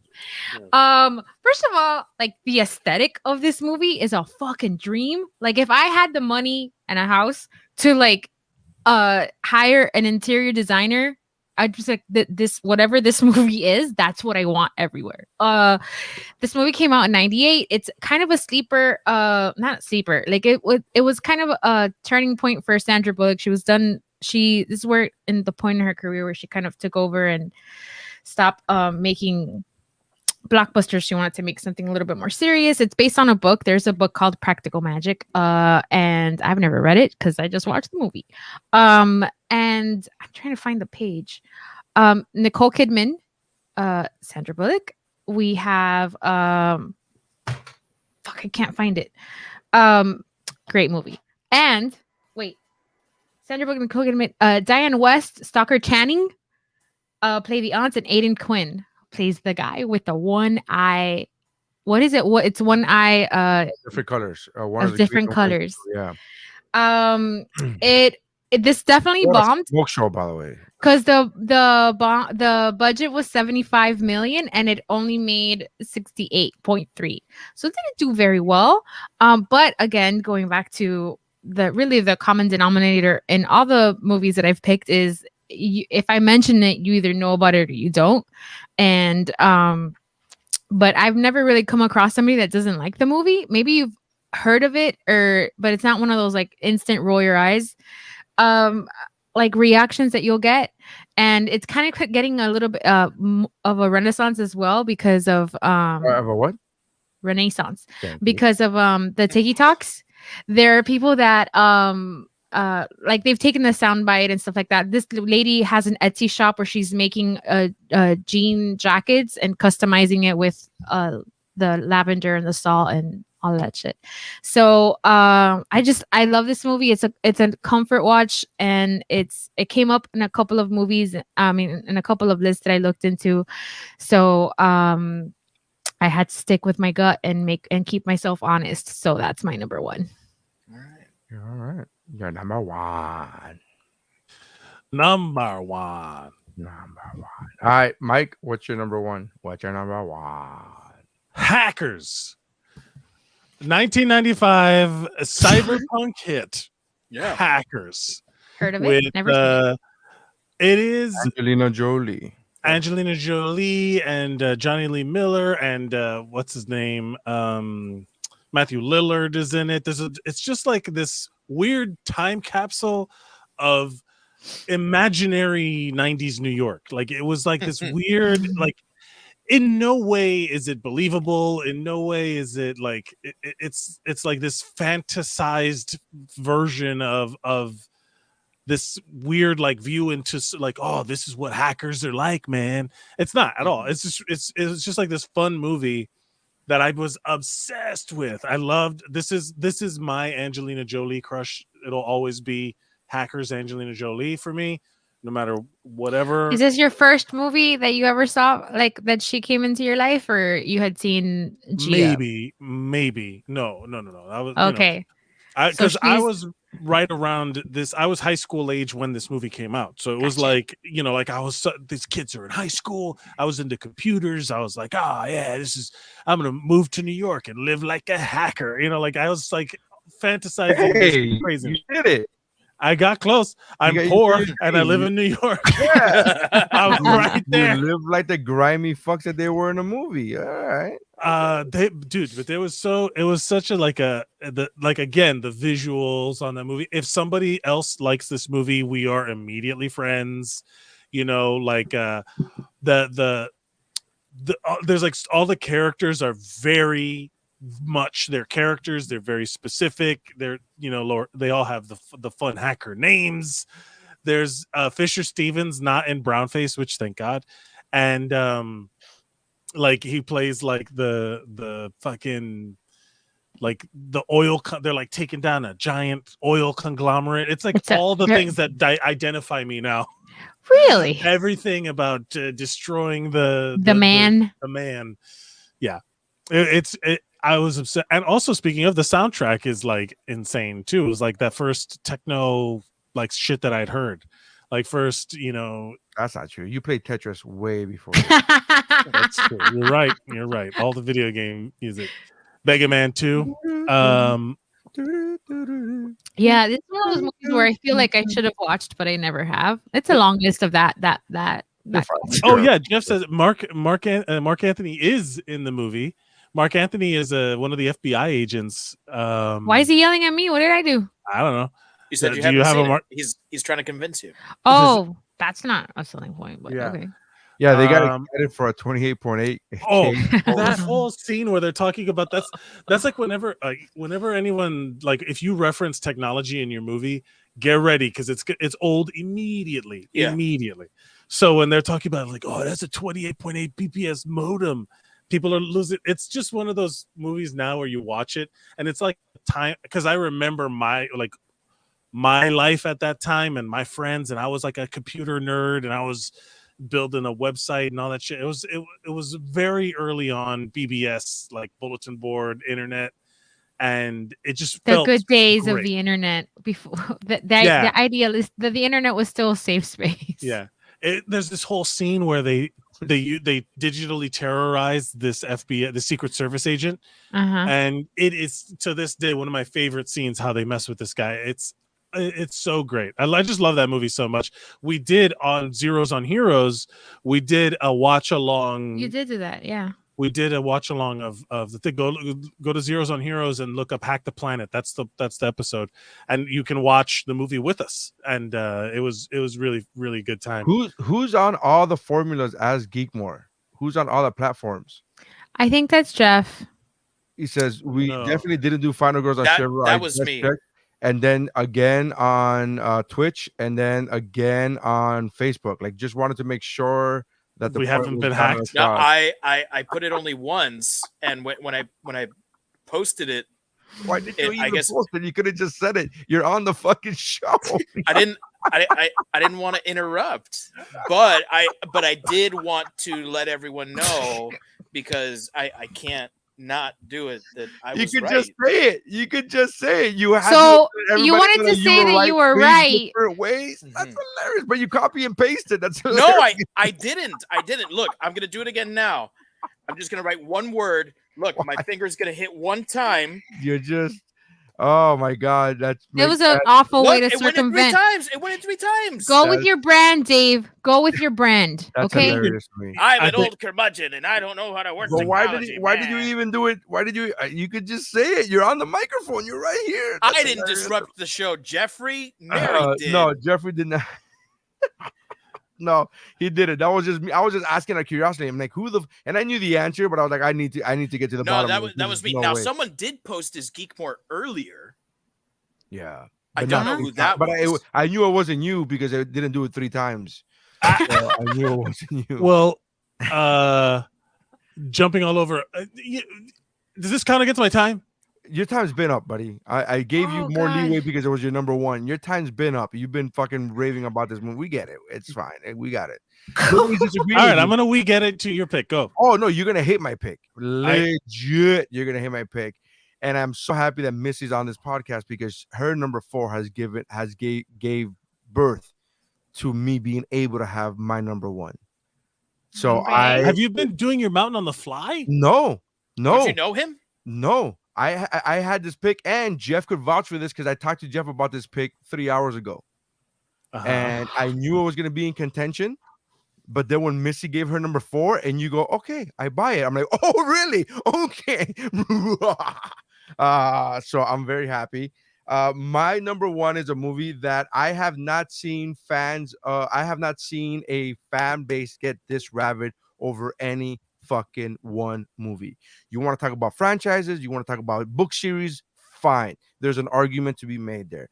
But a fan base getting this riled up as much as they did for one movie, never in the history of film has it ever been done before. Fast and When you Furious talk 1. about cult movies, you're talking about cult followings, you're talking about that shit. My number 1 is Zack Snyder's Justice League.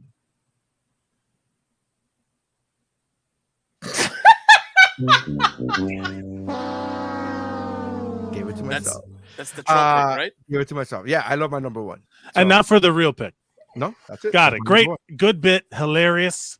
Well, I'm glad played. I stuck to my guns because there's no way I could fail. Da-da-da-da. Okay, and then the real one is. That's it. Zack Snyder's Justice League. You got us Where's- again.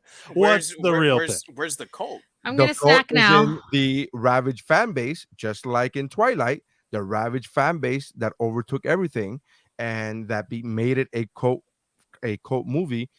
This movie didn't even get a theatrical release. This movie had got no theatrical release. The movie was made because the fans requested it. The movie was made because the fans demanded it. The movie was made.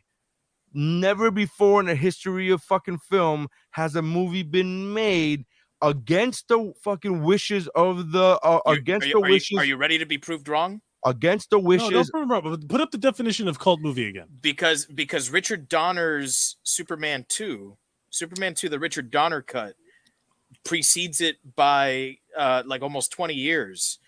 And that was But Warner Brothers released that movie happily, and they released it on home theater. They released it on home video. They said it didn't exist. They said it didn't exist, but they released this movie. They did not want to make this movie. They did not want to make Zack Snyder's Justice League. They were not only did they say it didn't exist, which it did. They said that it was not going to be made, and they begrudgingly made this movie because you're of describing exactly what happened to the okay, the great. Richard Donner And is Richard Donner on your list? So why are you shitting on Cult this? films are known for their dedicated and I'm trying to make it. Yeah, There I'm you go. trying to It's get. the same thing for it's the same thing for Twilight. It's the same. Yeah. I mean, if the rabid fan base of Twilight was able to convince you that it was a cult movie, then Zack Snyder's Justice League, by definition, falls in line with the same reason for Twilight. It forms an elaborate subculture, members which engage in repeated viewings, dialogue quoting, audience participation. I've seen the movie 7 times, and I'm not even the one that's seen it the most times. I've seen it a bunch of times. Yeah, I've seen it a bunch of times. Allow for major studio productions, especially box office bombs, but it wasn't even released in box office. Right. Yeah. It counts. I don't have to like it, but you're not wrong. That's the same thing. When I heard Missy do Twilight, and I was like, okay, I'm not gonna say shit because I know what my number one is.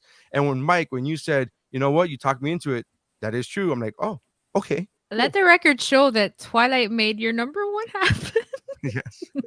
Well, Twilight allowed for don't ruin the moment. No, Twilight allowed for it to be swallowed by the panel. At least Mike, and that's really I got 2 out of 3. I have to accept. No, I didn't argue whether it was cult or not. You made a comment that it was the first time that something like that had ever happened, and that is categorically false. Well, so that part is false, but everything else lands. Everything else sticks. It still counts. No, I'm not saying it doesn't. Once I said, "Where's the cult?" and you said, "Well, people, trying to make this thing happen for so long." Okay, all right, I see it. I hate the pick, but you make a point. Yeah, we don't have to agree that it's a good pick, but it is valid.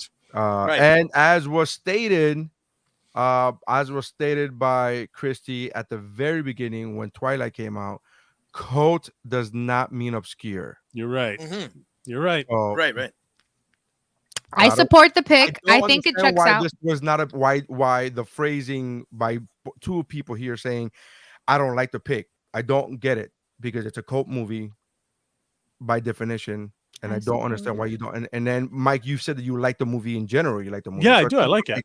So it's not even like, oh, it's a cult movie. I just don't like the movie. That's understandable. It was. I will tell you what it is. It was a confusing pick. There's it was an unexpected pick. It was a curveball. No, it was confusing. That's why I got quiet. That's why I froze because I was like, all of those thoughts ran through my head. Is it like a cult film? Like that's like one of the biggest gigantic movies, and then it's like, okay. Yeah, and then you're like, because of Twilight, and I'm like, well, what did I say about Twilight? And then I was like, bring up the definition again. It didn't land immediately for me because it was a confusing pick. Honestly, like you said, you're gonna hate it. On the audio version, I'm gonna edit out all that. The silence. You can do whatever before. Like it was like there was a lot of silence. I think my trepidation for just make sure a picture of my face at that moment is included in the show notes. It looked like you were frozen. In the show notes. It looked like you were frozen. Like it looked like, oh, Mike's internet cut out again. Because my brain cut out. Forget my internet. My brain froze. I support it. I just think it was a curveball pick for sure. But I support it. The reason why both Twilight and this one kind of surprised me is because they're such huge hits and because they are so well known. And of course, like we said, obscurity doesn't have anything to do with it, but like they are such a part of pop culture.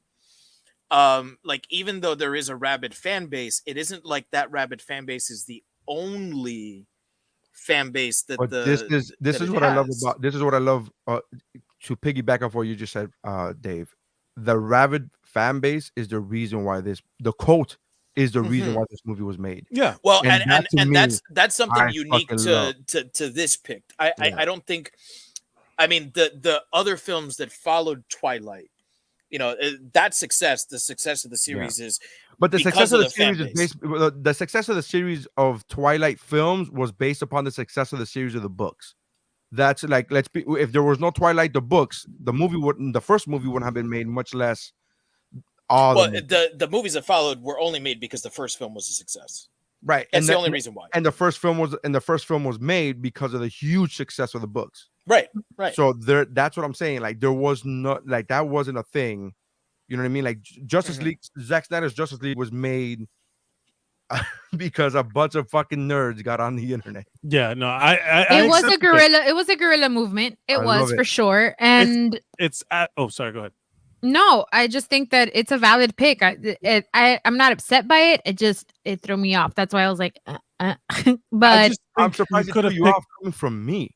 Yeah, Like it's a I just thought you Well, would Snyder make. movie, I and it's genuinely thought you were gonna make like a real, like, I don't want to call it a fake pick, but like a genuine. yeah, because I do that. I do that often. Yeah, I do that every episode. A lot of episodes, I'll do like some random, pick or whatever. I didn't think you would do I it for your number one, but I get it. I get it. Again, your mountain is your mountain. You got Yeah. your mountain. I got my I mountain. respect. We Yeah. didn't have any repeats. No, I knew there wouldn't be. I knew there no, wouldn't. Bum, bum, no. bum. When I looked at my list, I thought maybe Big Trouble in Little China, Maybe. or Last Dragon, because I know I'm not the only fan of those movies, but I knew there was nobody, and I was like, no way. If Missy would have remembered Ninja 3: The Domination, maybe, but I don't know. I was like, even No, that- I did. I don't watch it enough for it to make on my mountain I knew land on my mountain. the honorable mentions I knew would land a lot. Like there's a few common ones, like Office Space. Rocky Horror, Office Space. Like there's just like a lot of those like movies that become part of All the right. So culture. are we just gonna do our number ones as Final Mountain? That's our Final Yeah. Mountain, right? All right. I'm good. It's good. So Good. Hot Justice Rod, League. Practical Magic, Hackers, and Zack Snyder's Justice League is the Final Mountain. Jesus All right. Christ. That's a good day of movie watching. After Hot Rod, I'm happy. So I actually like Andy Samberg a lot, and I tried to watch Hot Rod for the first time ever like a year ago, and I got like halfway done, and I was like, it's not landing with me. Not just take anything away from it, just it was too quirky. It was too much the Rushmore and the Wes Anderson type of humor where I'm like, I don't think it has any of that. It is quirky, but I don't think it has It's any much of Wes more- Anderson in there. It's not like Never Stop, Never Stopping is one of my favorite movies. Like comedy movies, just because how hard they lean into it, and it's like very with Hot Rod, they're more like good, like everyone's super exaggerated in their performances, but in a way that isn't refined get it. yet. I can't. I was joking before when I spoke when I was talking shit about it. I won't take anything away from Hot Rod and from the people who like it, because I know it's made for certain demographic or certain people.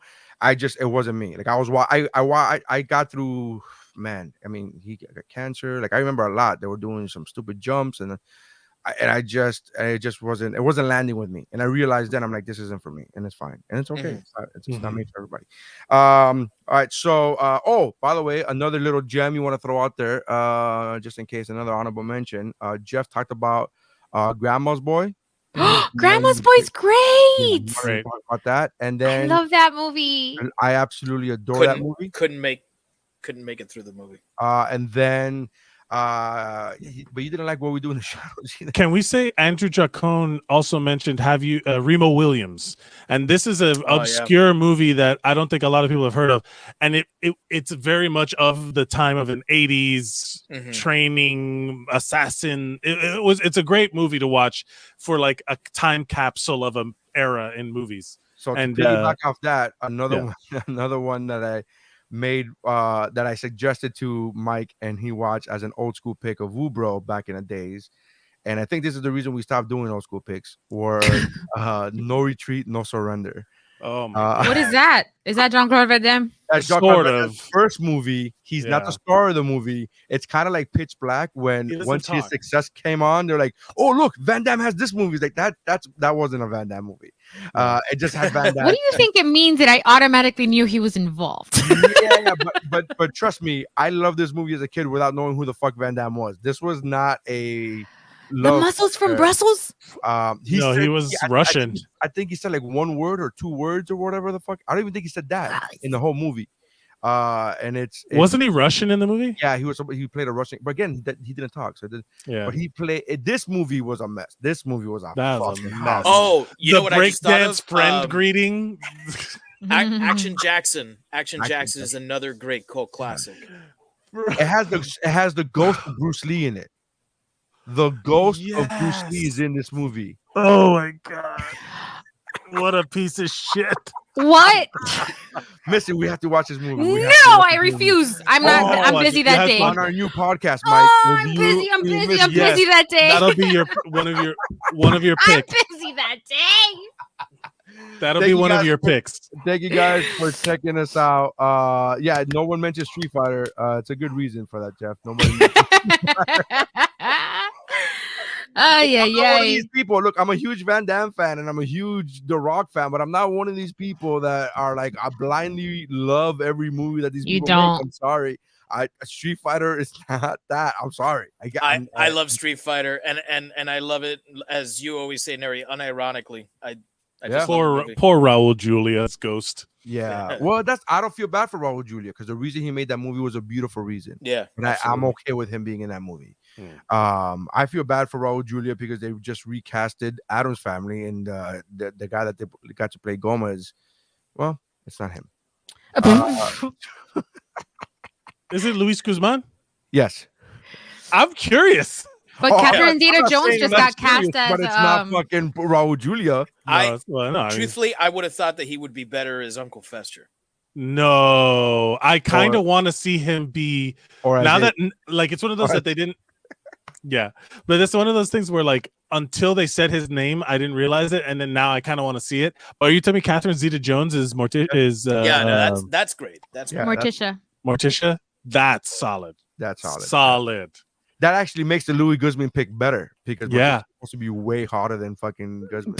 Yeah. Hey, it checks out. And it does check out. You go, oh, that's a smoke show, and then okay, yeah. Yes, good. All right, so thank you guys for checking us out. That's our mountain, man. Make sure you check out the other podcasts on the podcast on the Geek Bro Podcast Network, which include the aforementioned Shiver.